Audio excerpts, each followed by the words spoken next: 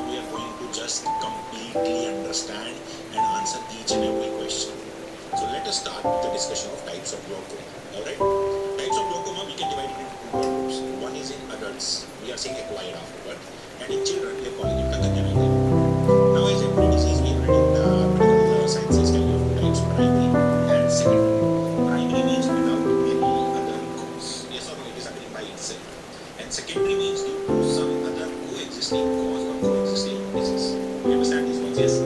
So in primarily acquired glaucoma or the primary glaucoma which occurs in adults, we have two age groups, POAG, PACG, primary open angle glaucoma, primary angle closed glaucoma. Right? There are two main types of glaucoma. Now, in secondary we have lots of glaucomas due to lots of conditions. Some of the names I will tell you, and these we will be discussing in a little more detail. Similarly, when I come to congenital, I have so primary congenital glaucoma, which is happening by itself due to some malformation at birth, and secondary glaucoma, which is not happening by itself, but there is some other congenital disease, and the glaucoma is associated with that other congenital disease. I hope you are clear. Secondary congenital is also known as developmental glaucoma. Am I making myself very clear here about the classification system so that you remember this is your synopsis? You can say again, right? Once you have the synopsis in your head, it becomes easier to remember what to study. Yes. So we will start first of all with our primary glaucomas. Obviously, there are many types: the primary open angle glaucoma and primary angle closure glaucoma. Starting with primary open angle glaucoma. Please remember, primary means it is happening by itself.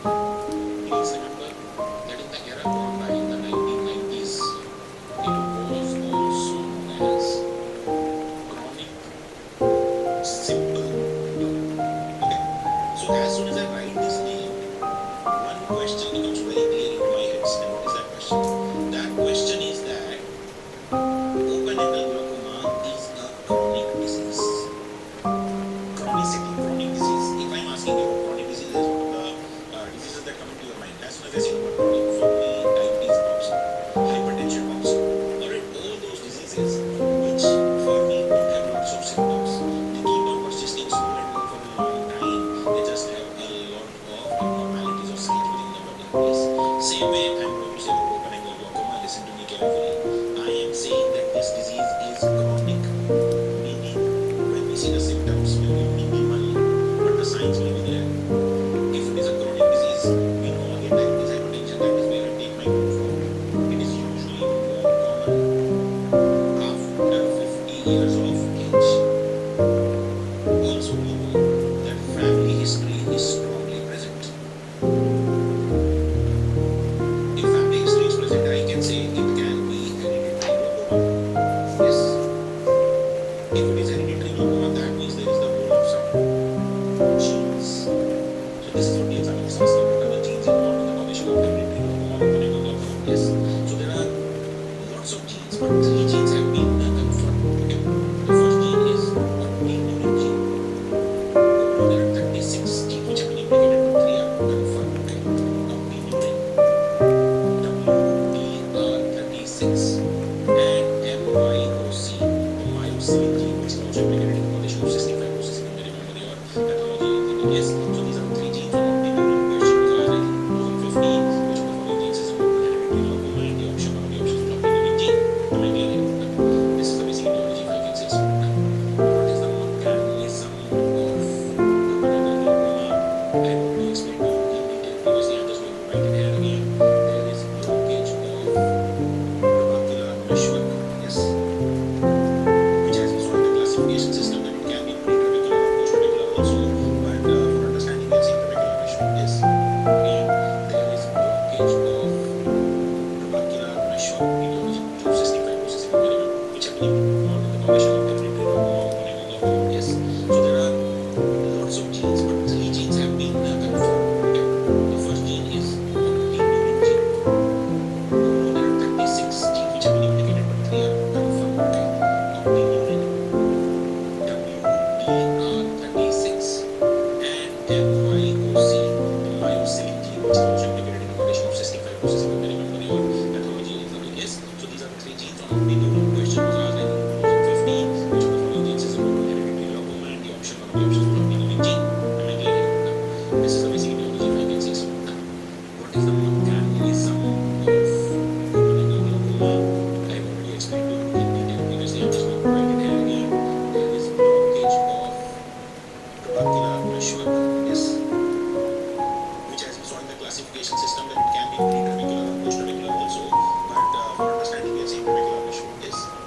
which leads to obstruction of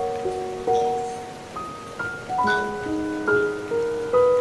So I hope you remember this very well, that the problem is an outflow always. Yes, whether it is angle closure or whether it is opening and glaucoma, the problem will always be in the outflow. The problem is intraocular pressure. So for me, till now, I have put three words to remember open angle glaucoma. The first word is chronic, and the second word I have got is trabecular measure. Okay. So chronic is telling me symptoms will be less. I told you trabecular measure is telling me where is the site of the lesion. So my treatment will depend on that. I will know my glaucoma metrics. Now, once I know the mechanisms, I ask you what the symptoms are. So, see, in our 3 BBS every final year, all of us get long questions from doctors. That's the norm in all the universities, wherever in whichever part of India or probably abroad also you may have studied. So I expect all of you have written long lists of symptoms. When you have written long list of symptoms, usually the first symptom you would have written would be loss of vision or blurring of vision or whatever. But I am telling you loud and clear, there is no loss of vision. There is no blurring of vision in cases of open angle glaucoma. Then we know pain, redness. Again, I'm going to say this. These are again not the symptoms of open angle glaucoma. In the books that we are used to studying, usually in our finals, we get a list of symptoms of glaucoma and 10 or 12 symptoms have been listed. I am crossing those. What are the symptoms you may remember? You may remember one of the symptoms. Do you remember hair loss around eyes, which I had also previously discussed? Yes, in GEMS test. But if you remember hair loss, I had specifically said during the optics chapter, they are seen in angle closure glaucoma. Then some people say, sir, there will be lacrimation, there will be vomiting. And I am saying none of these symptoms. Now, why do we say this? We say this because we know the symptoms of glaucoma. Again, that is what I am trying to clarify in your heads. There are two types of glaucoma, open angle and angle closure. All these symptoms that you have read, these are all acute symptoms. Think about it. Pain. More often than not, when we say pain, we are talking about something acute. Obviously, there can be chronic pain, I'm not denying that. But when we say pain, what is the first thing that comes into your mind? An acute case or a chronic case. Similarly, redness. Can redness persist for 20 years in the eye? The 20, after 20 years, my eye has been red. Redness is chronic, obviously. I have been vomiting for the past 20 years. Obviously. So understanding the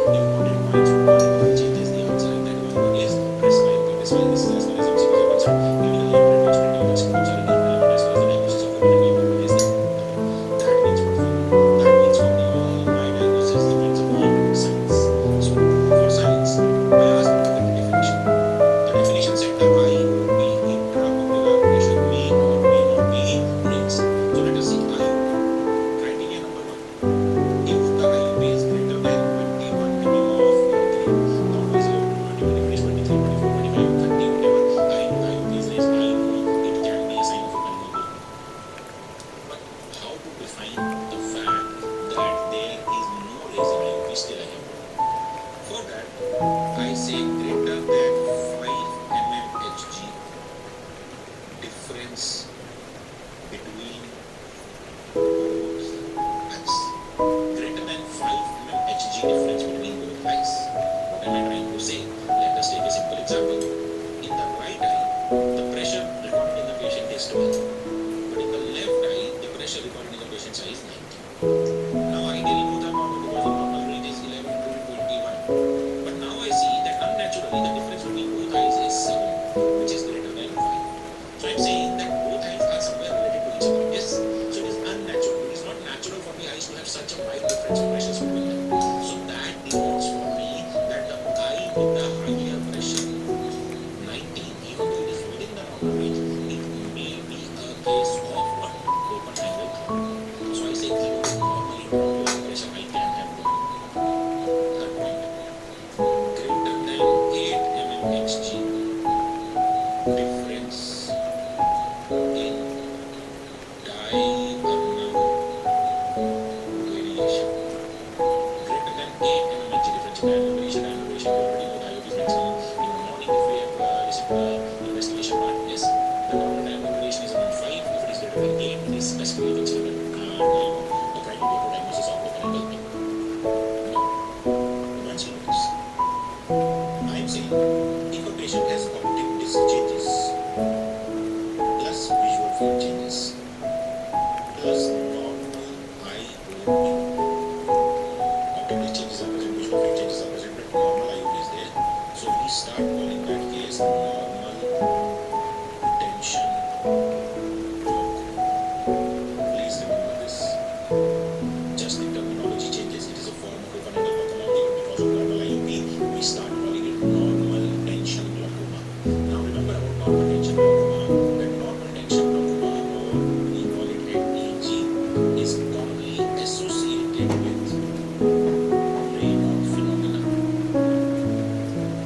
migraine, and reduced blood flow velocity in ophthalmic artery. So it is associated with 3 abnormalities which can be asked to use an MCQ. So please remember, normal tension glaucoma just a little bit of variation from open angle. Am I clear here? Right? We know IOP is normal or raised. We have been able to understand the criteria. Apart from this, after IOP, if I look at the definition, there will be optic disc changes, there will be visual field changes. So sign number 2, what are the optic disc changes? Optic disc change, which I can say is the flag of diagnosis of glaucoma, is vertical cupping. Now, what do you understand by cupping? If you remember the anatomy of the optic disc, which I briefly revised with you when we were discussing how to examine an optic disc. Optic disc consists of 2 parts in the periphery, neoretinal rim, and in the center cup. And we remember there is something called as the CD ratio, which is normally considering is 0.3. But if the cup becomes larger, that means the CD ratio increases. The CD ratio becomes greater than 0.5. Cup becomes larger. As I will show you in photograph, that is what is visible instantaneously as soon as you examine the optic disc, and that sign gets known as vertical cupping. Now, the second sign is loss of neuroretinal rim, NRR. If you will realize that both these signs are actually the same, you just say them in words. How? Let us see. Let's say what is image 1. This is your disc, this is your curve, and this is where the vessels are coming out. Okay. Now we can see that the curve is approximately, if this is the diameter of the disc, this is the diameter of the curve. You can see that the cup by disc ratio must not be greater than 0.5. The cup is very small. What will occur in this image is loss of neuroretinal rim, NRR. If you will realize that both these signs are actually the same, you just say them in words. How? Let us see. Let's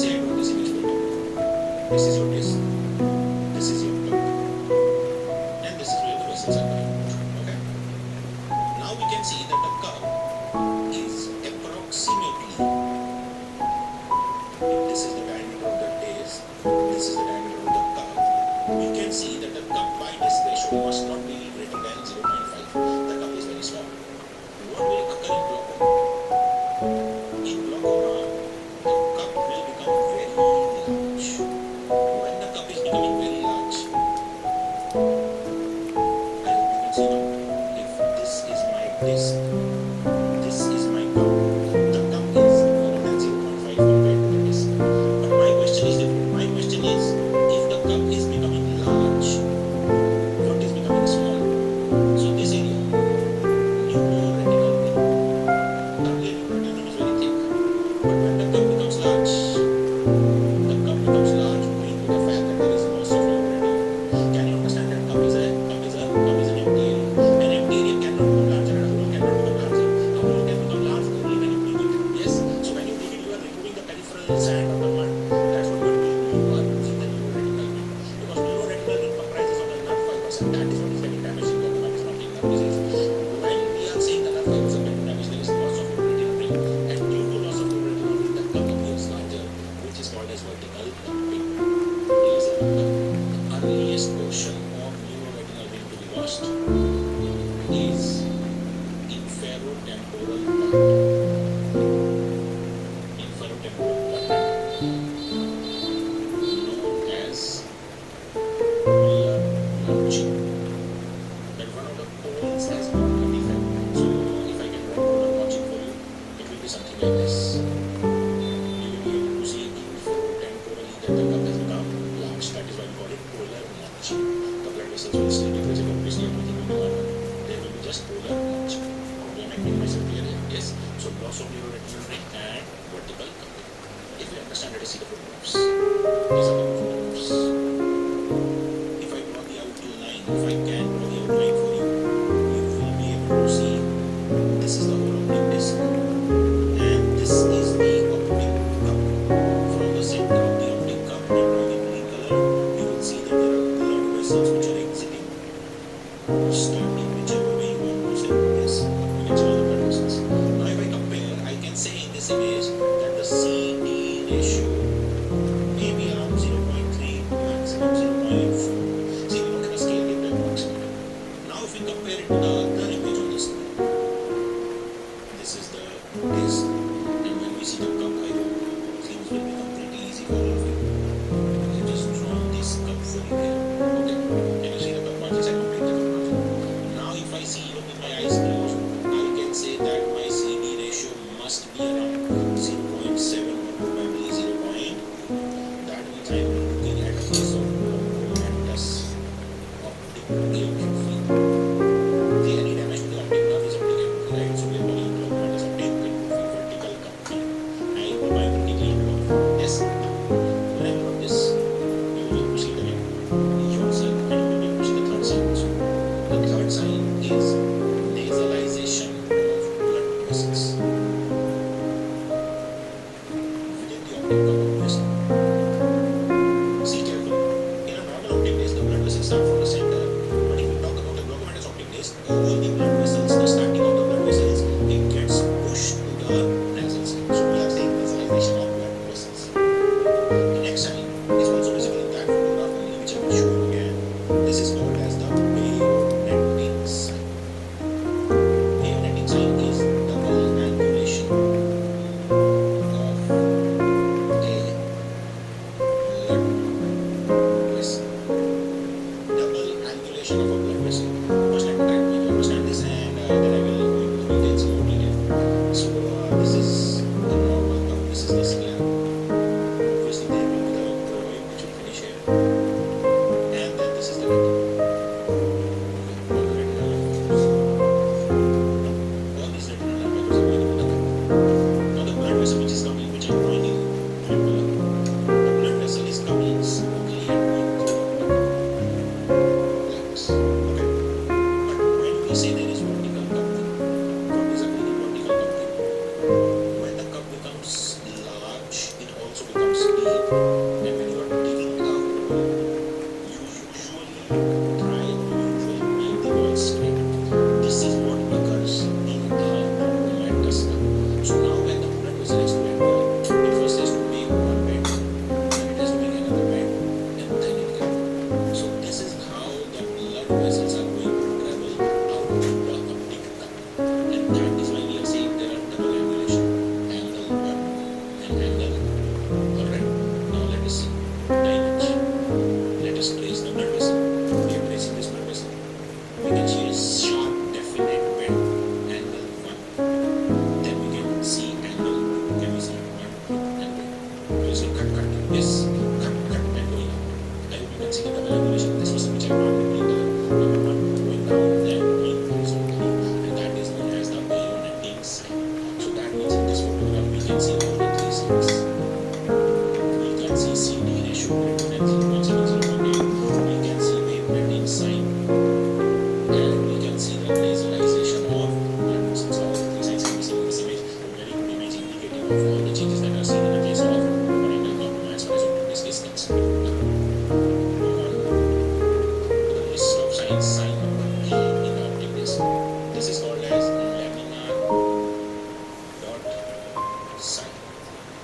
fenestrations in sclera become visible. This also I hope you can understand from here. As we have discussed various times before, that sclera has some kind of fenestrations. Yes, a mesh which is called as lamina cribrosa. All these, because the cup has become deeper, all these become visible. So what becomes visible to you? You see these holes. So all these holes become visible to you. So we are saying fenestrations in sclera, or I can say fenestrations of the lamina cribrosa become visible, giving a dotted appearance at the base of optic cup. Yes, when the cup becomes deep, when the cup becomes large, I can see the mesh of the lamina cribrosa of the sclera, and we can see the dot-like structure of the mesh, that is the lamina dot of this. Please remember, there is something called as peripapillary atrophy. Peripapillary atrophy. Now you understand through neuropathology the meaning of these words. You understand this. Peri means around, papilla means optic disc, and atrophy means atrophy. So around the optic disc there is atrophy. This atrophy is seen on the temporal side. As I will draw for you, if this is my optic disc, there are two zones of atrophy. The first zone, these are the glimpses. The first zone which appears whitish in color, as you can see here, whitish in color. This is known as the beta zone, and the other which is appearing blackish to us, this is known as the alpha zone. Now beta zone is the same as we saw in myopia, which we called as temporal myopic crescent. You may remember the first signs of pathological myopia, in which around the optic disc on the temporal side we see a bluish area, that is what we can see whitish area.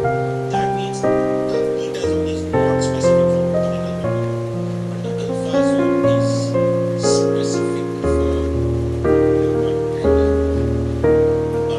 So that means this can act as a confounding factor. So I can say a lot of patients will have the beta zone because of myopia, but we cannot consider it to be a diagnostic sign for glaucoma. Right? To finish the signs of the optic status, you can also see splinter hemorrhages at the optic disc. Okay, these are not very common. These are not diagnostic. They can be seen in thousands of other diseases. But as if you want to show the signs of optic disc hemorrhage, these are the signs. Please remember again, I am saying loud and clear.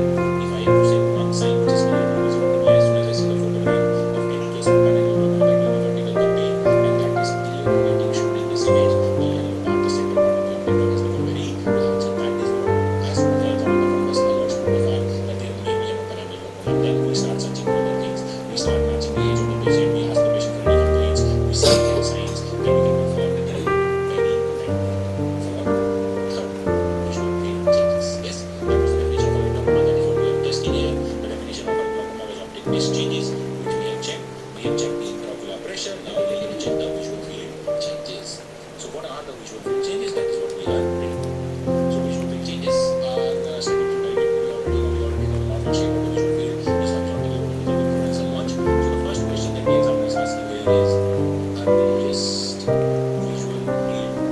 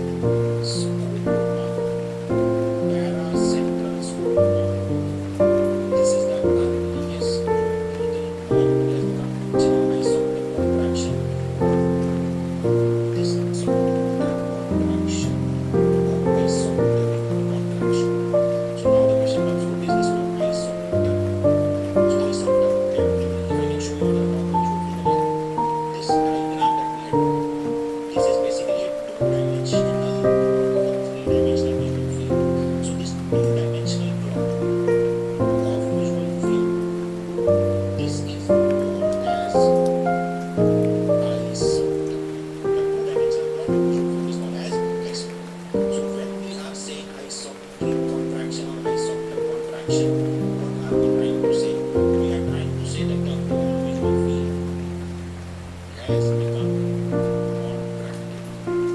Okay, the visual field as a whole has become contracted. So I'm saying peripheral loss of vision. Am I clear here? Yes, peripheral loss of vision. Right after isometric contraction, the concept clearly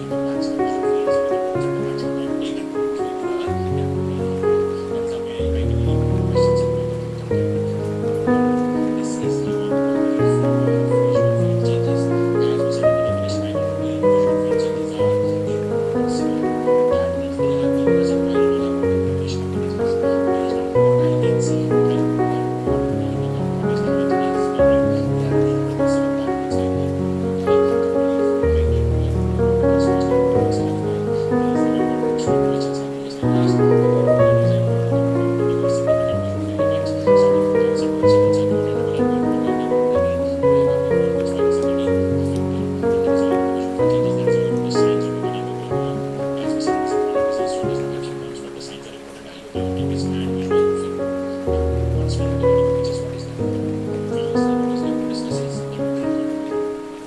now this is where you feel comfortable. You may feel comfortable here because you already have built some good and good products. You have passed your CPD, you have learned your formula, most probably if you have worked technology, you would be good free access of technology also. So you have yes, the only thing probably you need to choose is again which drug is used in Canada, which drug is used in Angle. That means we are safe. And even though there are two types of drugs, obviously they are not only providing drugs, they are providing treatment as well as they do a substitute. But always we are going to proceed with what first. We are always going to start with medical treatment first. Only when my medical treatment is failed, then I am moving on to the surgical issues. So let us start the discussion on medical treatment. Medical treatment means anti-local drugs. Let us start with the very basic first question. If you are taking anti-local, what is the route administration? Meaning, are you going to give a tablet? Are you going to give an IV injection? Systemic or total first? The problem is systemic or total. Obviously, they are always. So obviously the flag bearer of this group is latanoprost, but we also use imatoprost. Now when we are talking about this group of drugs, there are multiple drugs in this. Obviously the flag bearer of this group is latanoprost, but we also use imatoprost, avoprost, and the latest entrant to this group is avoprost. These are the four most commonly clinically used agents as far as prostaglandin and 12 analogs are concerned. Please remember to just say prostaglandin analog because prostaglandins are D, E, F. So always remember to say the complete name so that the examiners can trick you with basic questions. Now, all these group of drugs, or all these drugs rather, this group of drugs, what is the mechanism of action for this group of drugs? So what can be the mechanisms? Before you are asking me what is the mechanism, I'm asking you what can be the mechanism. What are the options? See, the brilliant student is one who knows the question, who knows the options, and who knows the answer. So what will be the options? Obviously, let us go back to the pathology. In the pathology, we said, or in the pathogenesis of glaucoma, that glaucoma can occur either due to increased production or decreased outflow. That means I can have two basic mechanisms. I can either decrease the production or I can increase the outflow. But now outflow are of two types. Increased trabecular outflow, increased uveoscleral. That means I have three mechanisms. Decrease the aqueous production, increase the trabecular outflow, increase the uveoscleral outflow. Alright. Out of these three, what is the mechanism of action of prostaglandin analogs? The answer is they increase the uveoscleral outflow. They increase the uveoscleral outflow. Again, are we clear about this? Please remember one of the major factors which made prostaglandin analog the drug of choice is their once daily dosing. OD means once daily, BD means bi-daily, TDS, I hope you know all that. So once daily dosing. See, because it is a chronic disease, usually these patients who are started on anti-glaucoma drugs need to continue their anti-glaucoma drugs throughout life. Not throughout life it gets boring, it gets non-compliant. You keep on taking eye drops twice a day, thrice a day. You will more or less jumble them. That is why compliance is a very big issue in anti-glaucoma treatment. And when we saw that prostaglandin analogs can be used once daily dosing, that was one of the major determinants in making it as the drug of choice because compliance is much more done. Due to the same fact that the patients are going to use it for so long, we also need to understand what will be the ocular side effects. When we are continuously using a drug for so long, there are bound to be side effects, and this is where the examiners love to ask the question. The first side effect is very easy to remember: hyperpigmentation of eyes.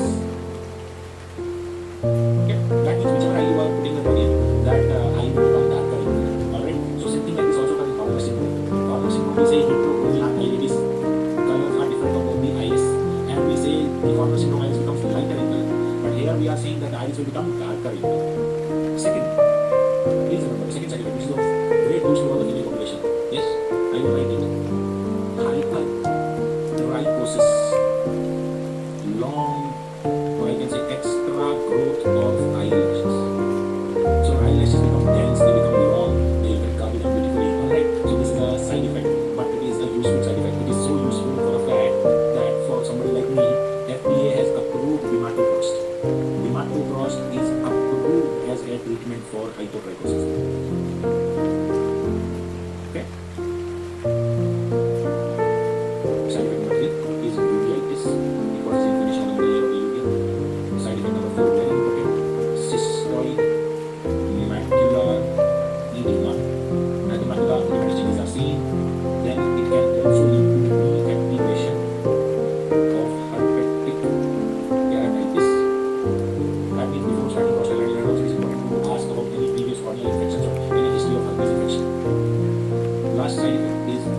cystic swellings in the ends, or itis cysts. Now, because this is the drug of choice, because it will be used in almost all the patients who are unable to we will see the side effects very regularly, and that is why regular questions are asked on this. Please do not forget the side effects of any of the anti-drugs. Now, once we know the first group of drugs, which is the prostaglandin analogs, I can ask you what is the second group of drugs to use. The second group of drugs which can be used is yes, timolol, or what I am saying as beta blockers. Under beta blockers, we are naming two important drugs which are commonly used. Timolol, the most commonly used drug under this group, and the second which is sometimes used is bitoxolol. Now, timolol and bitoxolol. Timolol is not selective, bitoxolol is selective. But for both, the mechanism of action is the same. What is the mechanism of action? The mechanism of action that they decrease the aqueous production or the secretion by blocking the beta 2 receptors of the ciliary processes and thus inhibiting the CAMP. Okay? So they decrease the aqueous production. Their dosing is weekly or this daily twice daily. Okay? What are the ocular side effects?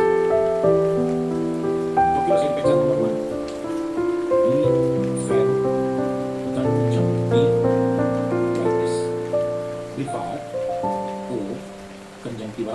Itis.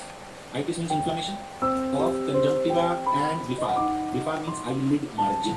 So that's a big word, but we can break it into 4 small words. This is like going back to my pre-primary classes where I was explaining to spell out word by breaking. That's what you can do in your pre-primary classes of MBBS also. Whenever you find a big word, break it down so that you understand the meaning. Blephar or conjunctiva itis. Second, it can lead to nasolacrimal duct blockage. Please remember, nasolacrimal duct, which opens into the inferior natus of nose, guarded by the valve of also. When eyelid like this. Blephar or conjunctiva itis. Itis means inflammation of conjunctiva and blephar. Blephar means eyelid margin. So that's a big word, but you can break it into 4 small words. This is like going back to my pre-primary classes where I was explaining to spell out word by breaking. That's what you can do in your pre-primary classes of MBBS also. Whenever you find a big word, break it down so that you understand the meaning. Blephar or conjunctiva itis. Second, it can lead to nasolacrimal duct blockage. Please remember, nasolacrimal duct, which opens into the inferior natus of nose, guarded by the valve of has blockage. Thirdly, continuous use, we can have corneal anesthesia. This fact we have studied in the corneal anatomy also. When we were studying was the corneal anesthesia, when it was FPLACDS, ACDS for topical drugs, timolol specifically this. And finally, I am writing aphakic cystoid macular edema. Cystoid macular edema in patients who are aphakic. Aphakic means who don't have a lens. Yes. This is specific to bitoxolol. This does not occur in timolol. This does not occur in any other drug. This is specific to bitoxolol only. Please remember these important side effects of timolol, because again, even though the drug was maybe like, of course, timolol is also a first line drug.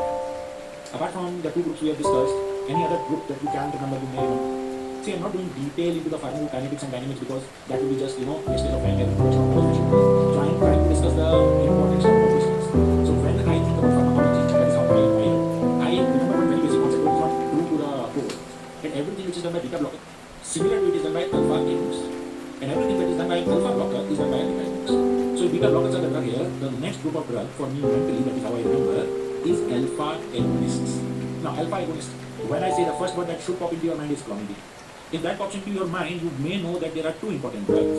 I'm writing them separately because you will realize that their mechanisms and their side effects are also pretty different. Clonidine and primine. Alright. Both have slightly different mechanism of actions. So what are the mechanism of actions? The common mechanism of action between them is decreased aqueous production. That's the common mechanism. But the difference lies in the additional mechanism. Clonidine, please note, increases the trabecular outflow, whereas brimonidine is said to increase, however partially, uveoscleral outflow. Okay, so this is the point of difference. Clonidine increases the trabecular outflow.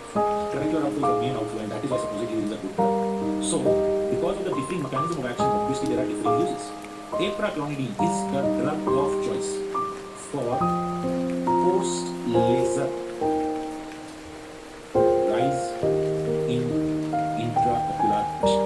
Whenever we are doing any laser procedure in the eye, whether that be a laser posterior capsulotomy, whether that be photocoagulation, whether that be any laser procedure, because laser will dissipate energy, usually leads to an increase in the intraocular pressure. And theoretically, clonidine is the drug of choice for that.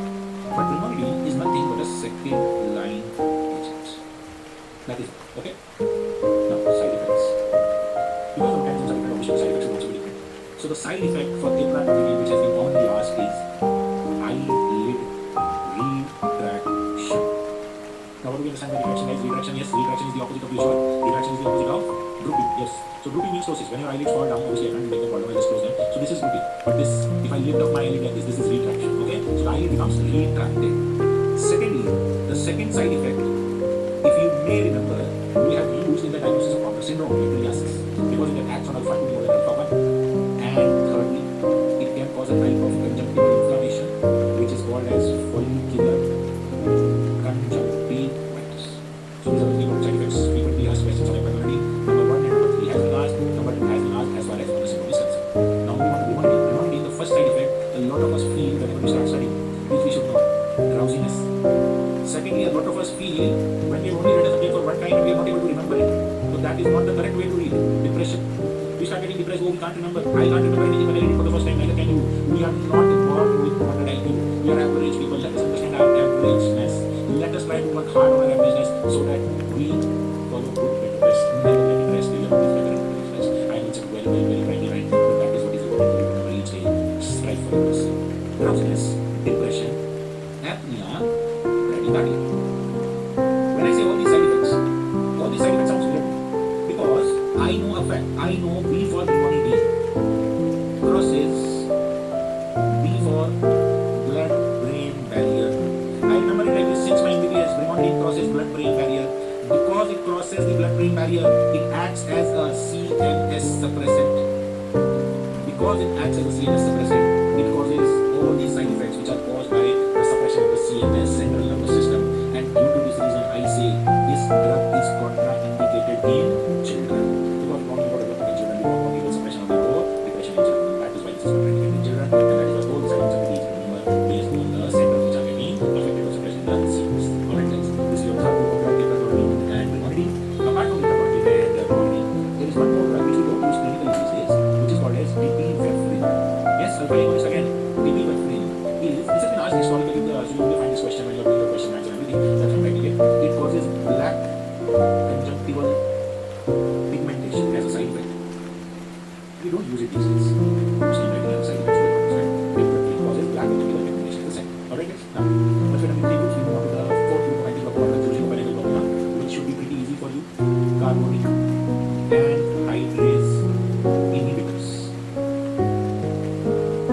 The three drugs which are given under this group. The first is obviously acetazolamide. Yes, I know you are saying other names also. I'm going to write them. You said brinzolamide, I'll write brinzolamide. Acetazolamide, brinzolamide, and dorzolamide. AB divillius. That's all I remember. AB divillius. ABD. That's all what popularly called as if you were an RCB fan.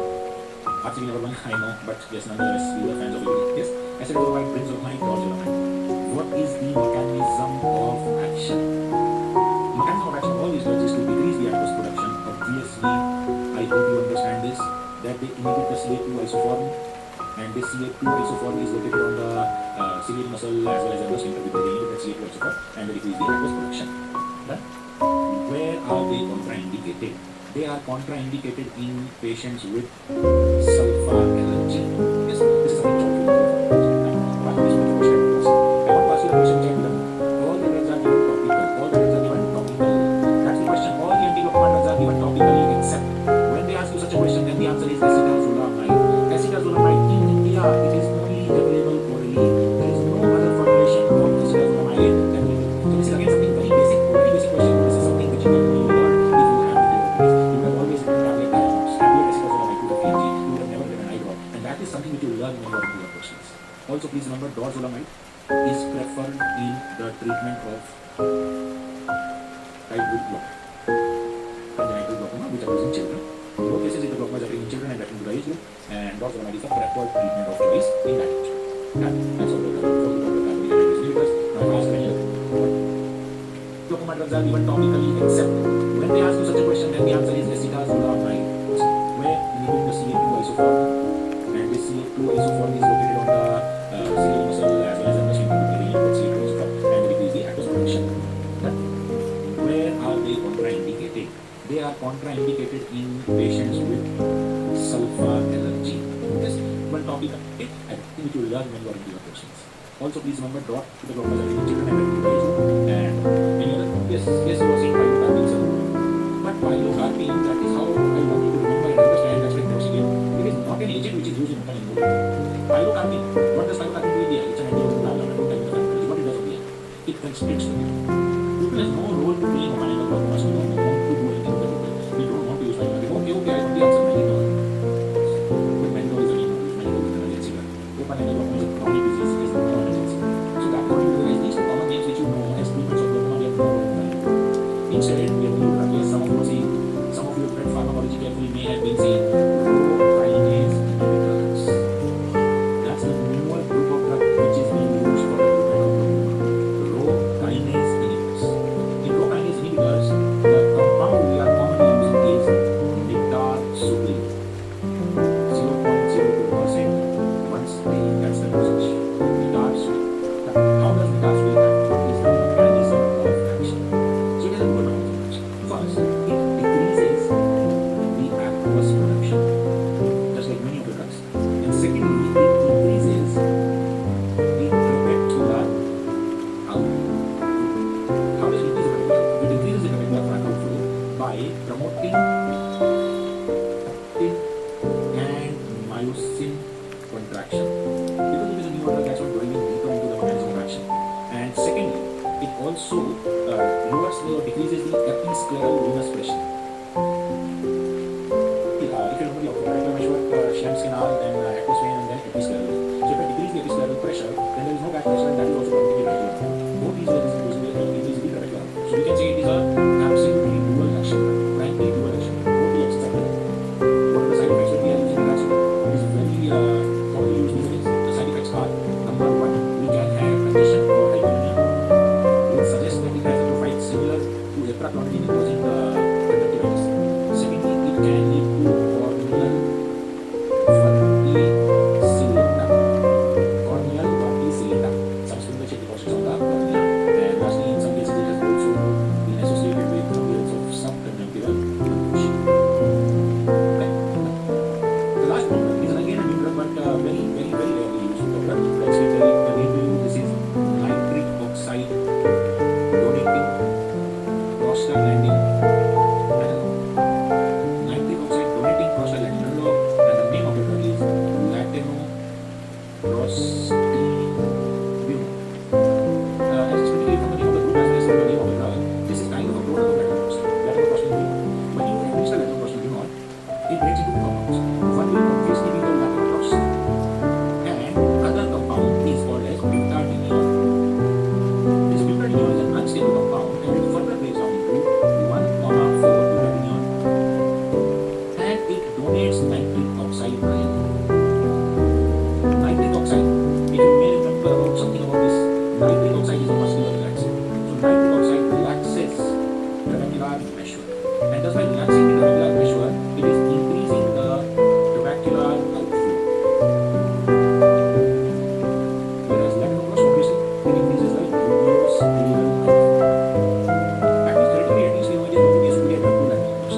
As I said, it is still on the development phase. It is very rarely getting used, but once it starts getting used, you will see it being accepted by people much more than latanoprost. Probably to the stage where you can associate latanoprost with that is so far in the future. We just need to know if any question is asked or something like this, nitric oxide donating prostaglandin.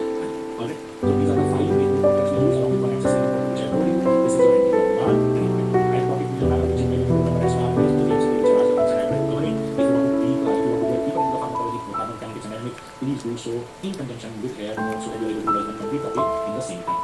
When we are talking about horizontal integration of topics, that is what we are talking about. When you are doing one subject, let's say you are doing ophthalmology, you need a topic which you know has also been taught in some other. Why not open the notes of that other subject and try to read them all together? Yes, once you read them together, you will get understanding. Why can't it be done by the teachers? If you are into that, then you are complaining. You are just complaining. See, obviously there is a way we can teach, there is another way we can teach, but if you keep on teaching, you keep on studying, that is not the way we can move forward. So we need to move forward in the best possible way, and that is what we are doing, guys. Yes. Once we have done the medical treatment, let's say we started with latanoprost, we added timolol. Now we are on 4 drugs. We are going forward, but still the glaucoma process is not getting controlled. The IOP is not going down. The changes are not stopping. The progression is not stopping. That means the medical treatment has wonderfully failed. That means now there is no way except going for a surgical help.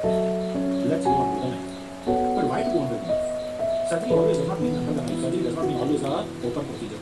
Surgery can also use laser. Laser is also a part of surgery, yes. And I can do a closed procedure. So again, that's my question to you. Which surgery will you always prefer as a patient as well as a doctor? Closed surgery or open surgery? obviously a laser based surgery. And that is why I'm writing first of all the name laser trabeculoplasty. Laser trabeculoplasty. Please remember, laser trabeculoplasty can be done with the help of two lasers. First of all, it can be argon laser trabeculoplasty, or the second is called as SLT, S for selective laser trabeculoplasty. When we're talking about SLT, selective laser trabeculoplasty, it uses frequency double neodymium yttrium aluminum garnet (NdYAG) laser.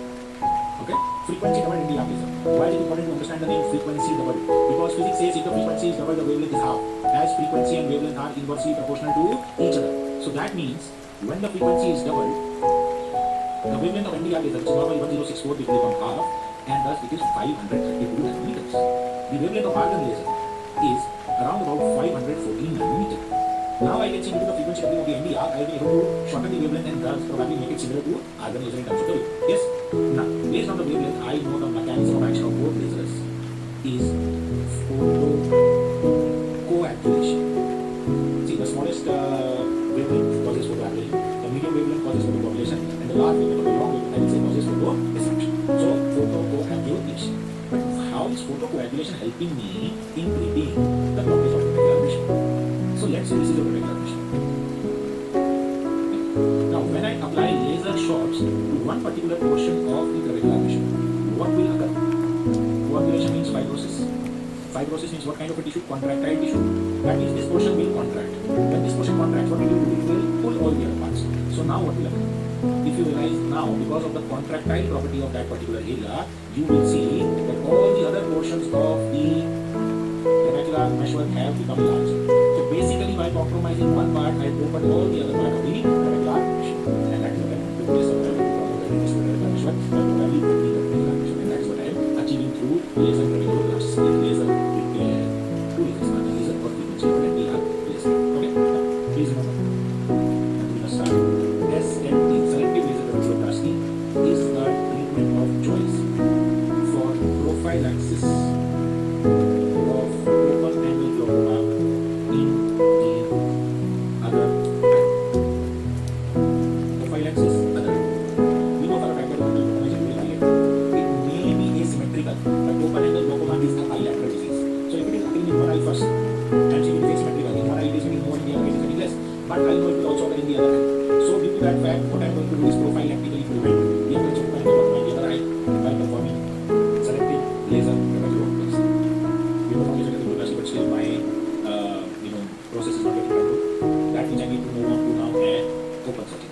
This is called a penetrating surgery. It is being called a penetrating surgery because in this I am creating holes and cutting the trabecular meshwork. Trabeculate means to cut. It's an open surgery. We are creating a fistula between the anterior chamber and subinocular. Helping me in treating the blockage of trabecular mission. So let's say this is a trabecular mission. Now, when I apply laser shots to one particular portion of the trabecular mission, what will occur? Coagulation means fibrosis. Fibrosis means what kind of tissue? Contractile tissue. That means this portion will contract. When this portion contracts, what it will do? It will pull all the other parts. So now what will happen? If you realize now, because of the contractile property of that particular area, you will see that all the other portions of the trabecular meshwork have become larger. So basically, by compromising one part, I open all the other part of the trabecular meshwork. And that is what I want to do. Yes, I want to promote the awareness of the trabecular meshwork by probably opening the trabecular meshwork. And that is what I am achieving through laser trabeculoplasty, laser repair, two lasers, argon laser or frequency double NdYAG laser. Okay, now please remember, and we must start. SLT, selective laser trabeculoplasty, is the treatment of choice for prophylaxis of open angle glaucoma in the other eye. Prophylaxis other. We know for a fact that open angle glaucoma is usually bilateral. It may be asymmetrical, but open angle glaucoma is a bilateral disease. So if it is occurring in one eye first, and if it is asymmetrical, in one eye it is getting more, in the other eye it is getting less. But I know it will also occur in the other eye. So due to that fact, what I'm going to do is prophylactic a fistula between the anterior chamber and subinon space. See if you remember, eyes at somewhere the cornea and the sclera junction around the iris. So if I cut the trabecular meshwork, all the aqueous will start draining through the cut into straight below the subtenon or below the tenon's capsule. So this is the surgery which we are penetrating because we are cutting. But we can also do non-penetrating surgeries. Non-penetrating surgeries, I will give you some names. Without going into the details, not being asked in detail as far as the steps are concerned. Deep sclerectomy, visco, inhaloscopy. But again, what you may see is references to the structures involved in the canal sclera. Okay? Now, before this phase, that means I am talking about a case of resistant glaucoma. If that is what I am talking about, then we need to perform a surgery which is called as Seton surgery. What is Seton surgery if you want to know? I will write. Seton surgery is basically to implant a glaucoma drainage device. So you understand, basically we are bypassing the whole outflow network. We are saying that trabecular meshwork is blocked, we can't open it. In whichever way, through medical or surgical intervention, we are not able to open it. If we are not able to open it, let it be. Let us bypass it. Let us do the quickest possible. Let's take a tube. Let's put one part of the tube into the anterior chamber and let's pump out fluid from the anterior chamber through that tube. And that is what Seton surgery is. That is what we are saying when we are saying implant a glaucoma drainage device. This glaucoma drainage device, as I mentioned in the photograph, they consist of two parts, one tube and one plate. Tube will take it out and the plate will be positioned in the subtenon space where the fluid will be able to collect. This Seton surgery of glaucoma drainage devices, they can be classified into two groups. One is called as non-wall and the other one are called as wall. Non-wall means there is a continuous outflow. Wall means the wall will close and will stop the outflow when if required. In wall, we have one example which I am writing for you, which is called as Ahmad glaucoma wall. And in non-wall, I am giving you some names. One is called as mold techno device. The other is called as bar weld. And then there is something called as express mini shunt. Okay, so these are some of the names which you should know.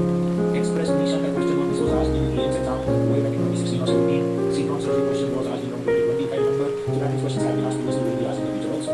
So now as is the trend, I am moving on to the images. Image-based questions are being common these days. So first of all, you know there are two parts. This is called as the tube and this is called as the plate. In all the devices, this is what you will see. Please remember, this is the mold techno device. Transparent circular. This is the bare weld or bar weld device. This is pretty clearly written. This is the Ahmad glaucoma wall. Publicly known as AGE. Okay, all of these look similar devices. With a tube and a plate. The only device which looks slightly different is this, and this is the express mini shunt. The question that was asked was very accurate question. Usually asked that express mini shunt is made up of which material? I could not have imagined this question ever to be asked, but nonetheless it was asked. So I'm just repeating a piece of information for you. It is made up of stainless steel express mini shunt. Okay, please remember all these names. Please remember more importantly that it is only in cases of resistant cases where we are implanting tube implants, Setons, glaucoma drainage devices. Now, apart from these four main surgeries, a recent group of surgery which has become very famous recently is called as MITS, minimally invasive glaucoma surgery. If you understand the treatment of, I'm talking very basic language, heart attack. Okay? In heart attack, we say that there are two kinds of options. One is angioplasty, or stent is put, or the other is bypasses. Yes, whichever part of artery is blocked, the bypasses. Now, if I ask you to think in the same terms, trabecular meshwork is a eye. Either I can bypass the trabecular meshwork as I was doing in Seton surgery, or I can try to stent through the trabecular meshwork. When I'm trying to stent through the trabecular meshwork, I am calling it MITS, minimally invasive glaucoma surgery. Alright, these are recently gained in popularity, and I give you some names here. Eye stent micro bypass. Eye stent. This is a heparin-coated non-ferromagnetic titanium stent, and this is a canal-based procedure. That means it is implanted into the Schlemm's canal. Then side-pass microstent. This is a suprachoroidal procedure. This is made up of polyimide material instead of the titanium, and this is helping control the episcleral venous pressure. If there is elevated episcleral venous pressure, then through the fact that we are implanting into the suprachoroidal space, that is how we are controlling the episcleral venous pressure. And finally, one more is HCN gel stent or Zen gel stent, it is called as. This is a subconjunctival procedure. This is made up of gelatin, as is the name, and this is what we try to do for patients with failed surgical treatment or medically responsive imaging. That means it uses more similar to our Seton surgery. This is also that implanted subconjunctivally. The plate of Setons are also kept subtenon or subconjunctivally. So if we are saying similarity to Seton surgery, then Zen gel stent is the most similar. But apart from that, it is minimally invasive. We are not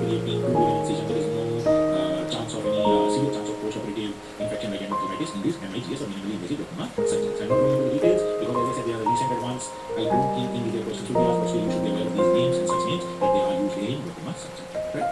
That is all about primary open and angle glaucoma. From my side, if I want to remember primary open angle glaucoma, I will actually remember just two words. Number one is chronic corneal. Because it is chronic, symptoms are irrelevant. That means all the things are based on sign. And as soon as I move on to sign, I know IOP, optical sign, visual glitching. Then, because the problem is in the trabecular meshwork, that is why I saw all the treatment, at least the surgical part, was based around what part? That was trabecular meshwork. How was it based around trabecular meshwork? Let us see. We said the treatment procedure is trabeculoplasty. We said the penetrating surgery is trabeculectomy. We said that when we are implanting a drainage device, we are trying to bypass the trabecular meshwork. Alright? When we are talking about MIGS, again we are trying to bypass, we are trying to stent through the trabecular outflow.